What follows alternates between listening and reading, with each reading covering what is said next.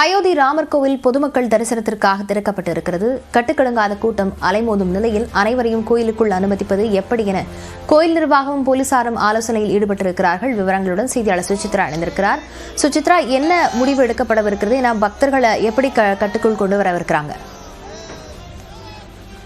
அயோத்தி கோவிலுடைய பொதுமக்கள் தரிசனம் என்பது இன்று அதிகாலை 6 மணி முதல் அதிகாரப்பூர்வமாக தொடங்கியிருக்கிறது. அதிகாலை 6 மணிக்கு ஸ்ரீங்கார் ஆரத்துடன் தொடங்கிய அந்த தரிசனமானது ஆரத்திகளுக்கான ஒரு புக்கிங் அடிப்படையில் முதல் தொடங்கியது. அதன் பின்னர் பொதுமக்களுக்கான தரிசனம் தற்பொழுது தொடங்கியிருக்கிறது. இதனால் கோவிலுடைய பிரதான நுழைவாயில் கூடியிருக்கும்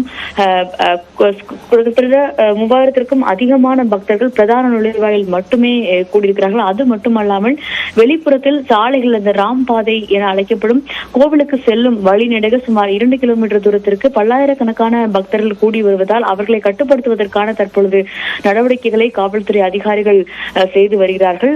ஒரு நாள் ஒன்றுக்கு 25,000 பக்தர்களுக்கு மட்டுமே அனுமதி அளிக்க முடியும் என்ற ஒரு அறிவிப்பை தீர்த்த கஷேத்திர அறக்கட்டளை என்பது ஏற்கனவே விடுத்திருந்த நிலையில் இன்றும் ஒரு நாள் மட்டும் சுமார் 1.5 லட்சம் பக்தர்கள் வரை கோவில் முன்னால் தரிசனம் செய்வதற்காக கூடக்கூடும் என்று எதிர்பார்க்கப்படுவதாக உத்தரப்பிரதேச மாநில காவல்துறை தெரிவித்திருக்கிறார்கள். பக்தர்கள் பொறுமை காத்து அதன் அடிப்படையில் தரிசனத்திற்கு வர வேண்டும் எனவும் ஒரே நாளில் குவிய வேண்டாம் என்ற ஒரு வேண்டுகோளையும் அறிவிப்பாக தற்பொழுது ஒலிபெருக்கிகள் மூலமாக அயோத்தியா முழுவதுமே காவல்துறை சார்பாக செய்யப்பட்டு வருகிறது. கோவில் வளாகத்திலும் வரிசையில் வந்து தரிசனம் செய்வதற்கான ஒரு அறிவுறுத்தல் என்பது பொதுமக்களுக்கு வழங்கப்பட்டு வருகிறது. இருந்தாலும் கட்டுக்கடங்காத கூட்டம் இன்று அதிகாலை 3 மணி முதல் கோயில் வாசலில் ஏற்பட்டதன் காரணமாக அந்த கூட்டத்தை கட்டுப்படுத்துவதற்கான நடவடிக்கைகளை தற்பொழுது உத்தரப்பிரதேச மாநில காவல்துறை அதிகாரிகள் எடுத்து வருகிறார்கள். அவர்கள் மட்டுமல்லாமல் ஏற்கனவே சிறு சிறு குழுக்களாக பிரித்து பொதுமக்கள் தற்பொழுது தரிசனத்திற்கு